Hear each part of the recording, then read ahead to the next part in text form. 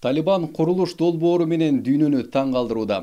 Бул тууралуу дээрлик эч ким деле кеп кыла элек. Ал курулуш гана эмес, көзөмөл орнотуу аракетиби. Суу, энергетика жана жада калса триллиондогон долларлык жашыруун минералдарды көзөмөлдөө демилгеси. Ошол эле ресурстарга Кытай буга чейин эле көз артып келген. Бул долбоорлордун бири өтө чоң жана Азиядагы эң чоң долбоор болуп эсептелет. Эгер аны чоң деп ойлосоңуз, анда Кытай Ооганстанга түз өткөн 60 миллиард долларлык мега коридорун кантип ачып жатканы тууралуу айтып берем. Алыстабаңыз. Ооганстандын чөлдүү аймагында Коштепа каналын куруу иштери жүрүүдө. Ал адам баласы курган эң чоң канал болуп калчудай. Мындай курулуш долбоорунун өзгөчөлүгү анын чоңдугунда. Каналдын узундугу 185 чакырымга жетет. Ал эмне үчүн ири долбоор экенин түшүндүрүп кетейин. Канал Ооганстандын чөлдүү аймагы боюнча курулуп, Аму дарыядан 20% сууну буруп алат. Анын курулушу аяктаганда 550 миң гектар аймак сууга чирге айланат. Ал өтө чоң жер аянты болуп эсептелет. Муну менен Ооганстандын айыл чарба багытындагы жер аянты 30%га көбөйүп, өлкөдө жетиштүү азык түлүк өндүрүлө баштайт.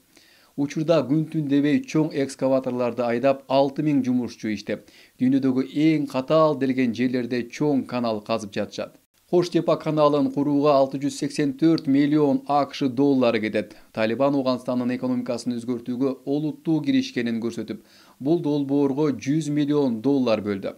Бирок ага каршы чыккандар да барбы? Өзбекстан, Түркмөнстан сыяктуу Ооганстанга коңшу өлкөлөр ага тынчсызданып жатканын кабарлашты. Анткени алар пахта талааларын сугаруу үчүн ошол эле дарыядан суу алышат. Ал эми Ооганстан болсо, силерге жагабы жокпу, биз өз үлүшүбүздү алып жатабыз деген позициясын карманууда.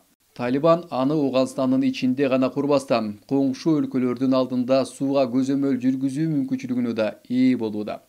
Себеби суу эң мыкты курал. Коштепа каналынын артында алар өлкө боюнча бир катар дамбаларды да куруп жатышат.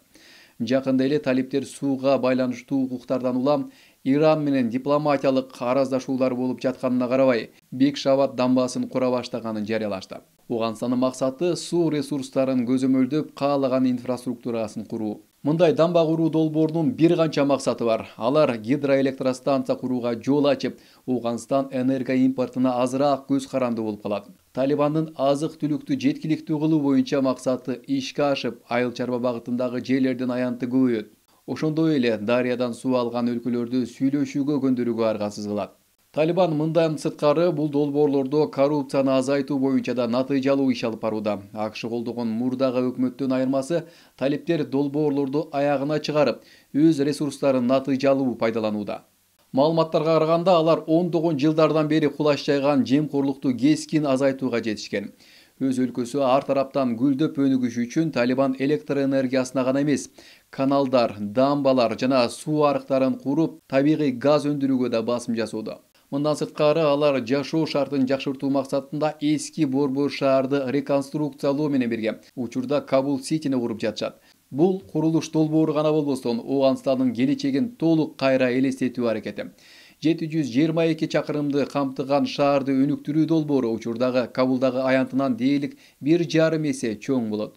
Талибан 1,1 миллиондон 3 миллионго чейин адам бада турган 250 миң турак жай курууну, Кабулдагы эл жыш жашаган аймактардын маселесин чечүү үчүн заманбап хаб түзүүнү көздөп жатат. Биринчи баскычтын өзү эле 206 бөлүктөн турат.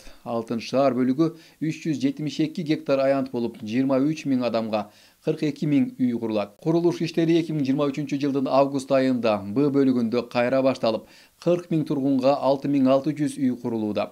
2024 жылдын аягында жумуштары кийинки бөлүгүнө өтүп, 33 миң тургунга 52 миң турак жай куруу үчүн 700 миллион доллар бөлүндү. Бирок турак жайлар гана эмес, Талибан университеттерди, клиникаларды, соода борборлорун жана жашыл аймактарды курууну да көздөөдө. Анын ичинде мектептер, коммуналдык кызматтар жана парктар да каралган. Долбоор 2 баскычтан туруп, аны 30 жылда бүткөрүү каралган. Анда коммерциялык жана эс алуу жайлары да болот. Ал аяктаганда Ооганстандын шаар аймагын бүтүндөй өзгөрткөн план менен курулган Азиядагы эң чоң шаарлардын бири болуп калат. Талибан өлкөнүн географиялык мүмкүнчүлүктөрүн жакшы түшүнөт. Анткени Ооганстан дүйнөдөгү маанилүү соода жолдордун кесилишинде жайгашкан жана локациясынан пайдаланып инфраструктураларын куруп жатат. Алгач Кытай-Пакистан экономикалык коридорунун кеңейиши. 2025 жылдын май айында Кытай, Пакистан жана Талибан ошол 60 миллиард долларлык коридорго Ооганстанды кошуу тууралуу 3 тараптуу келишимге кол коюшкан. Бул Кытайдын Синьцзянь провинциясы аркылуу Пакистандан Ооганстанга жетүүгө жол ачат. Аны менен бирге Кытай Борбор Азия базарларына жана Ооганстандын кен байлыктарына жетүүгө мүмкүнчүлүк алат. Бирок эң кызыгы Ооганстан аркылуу өтүүчү темир жол долбоору.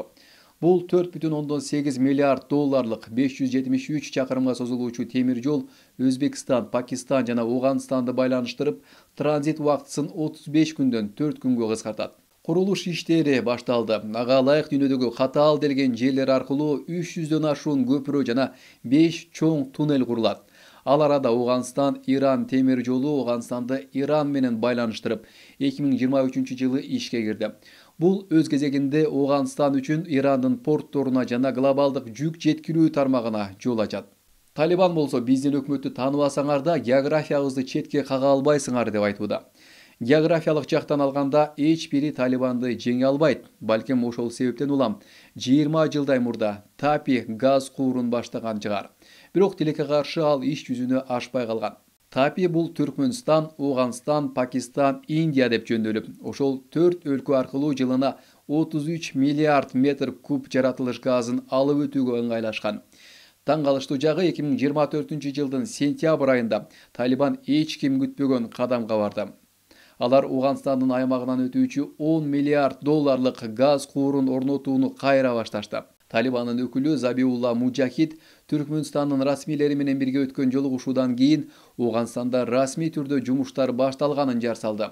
Газ куурунун узундугу 1821 чакырымга созулуп, Ооганстандын тоо таштуу аймактарын аралап өтөт. Курулуш иштери аяктаганда Ооганстандын казынасына жыл сайын 1 миллиард доллар кириши алып келип, миңдеген жумуш орундары түзүлөт.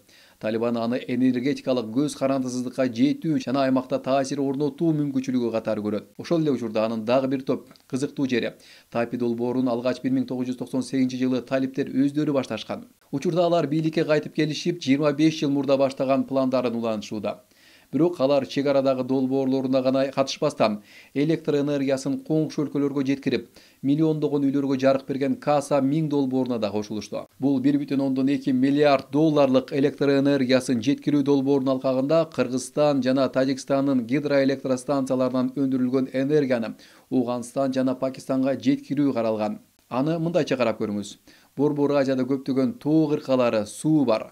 Ал дегени ушул аймактарда көптөгөн гидроэлектростанцияларды курууга болот. Бирок салыштырмалуу ал өлкөлөрдө калкынын саны азыраак. Ал арада Пакистан менен Ооганстанга өнүгүп келаткан шаарлары жана индустриясы үчүн көбүрөөк энергия зарыл. Каса 1000 долбоорунун алкагында 1 миллиондой турак жайга жетчү 300 мегаватт электр энергиясы жеткирилет. Ооганстан өз керектөөсү үчүн 300 мегаватт электр энергиясын алса, 1000 мегаватт Пакистанга бөлүнөт. Дүйнөлүк банк Талибан өкмөтүн расмий түрдө тааныбаса да, 2024-жылы бул долбоорду улантууга уруксат берген. Алар каражаттарды Талибан көзөмөлдөбөшү үчүн атайын жолдорду түзүшкөн. Бирок курулуш иштери уланууда. Ал дегени Талибан акчанын жумшалышын көзөмөлдөй албаса да, мындай ири инфраструктуралык долбоордон экономикалык артыкчылыктарды алууда. Ооганстанга жайгашкан орду дайыма чоң артыкчылык берип келген. Бирок учурда кырдаал өзгөрүүдө. Талибан кайра бийликке келип, алар картадагы ордун гана пайдаланбастан, кен байлыктын үстүндө олтурушат. Триллиондогон долларларга тете казылбаган минералдар дале алардын бутунун астында жатат. Биринчи жолу алар жер астында жаткан казынаны чыныгы күчкө айланышууда. Кеп электр унаалары үчүн литиум, электрондук каражаттар үчүн жез, смартфондор үчүн керектелген сейрек элементтер жана башка минералдар тууралуу болууда. Талибан аны жакшы билип, аларды казуу иштерин баштоону тездетүүдө. Мисалы белгилүү Айнак жез кени. Кытай бул жерде кен казуу укугуна 15 жыл бою ээлик кылып, акыры 2024-жылы казуу иштерин баштоо үчүн 10 жолу кызыл лентасын кести. Деген менен бул жолу абал башка, анткени Талибан мурдагы өкмөт бере албаган коопсуздук жана стабилдүүлүк кепилдигин берүүдө. Мына сырткары алар өлкө боюнча кен иштеткен компанияларды тиешелүү түрдө салык төлөөгө милдеттендиришти. Дүйнөлүк банктын баяндамасына караганда, алар 2022-жылы 1,5 миллиард доллар киреше табышты. Анын көпчүлүк бөлүгү кен казуу жана реконструкциялоо индустриясынан түшкөн. Ал эми кызыгы, Талибан кен казуудан түшкөн кирешени инфраструктуралык долбоорлорго пайдаланууда. Ал акча жолдорду жана туннелдерди курууга жумшалып, кен казууну жеңилдеткендиктен көбүрөөк долбоорлорго каражат табылып жатат. Ошол эле жол менен кирешенин айрым бөлүгүнө Талибан жыл сайын 40 адам каза болуп келген Салаң туннелин кайра оңдоп түзөтүүдөн өткөрүүдө. Бул да болсо Ооганстандын экономикасы үчүн маанилүү кадам. Мындай туннелдер бийик тоолордун үстүндө, деңиз деңгээлинен 3353 метр бийиктикте жайгашып, өлкөнүн түндүгү менен түштүгүн байланыштырат.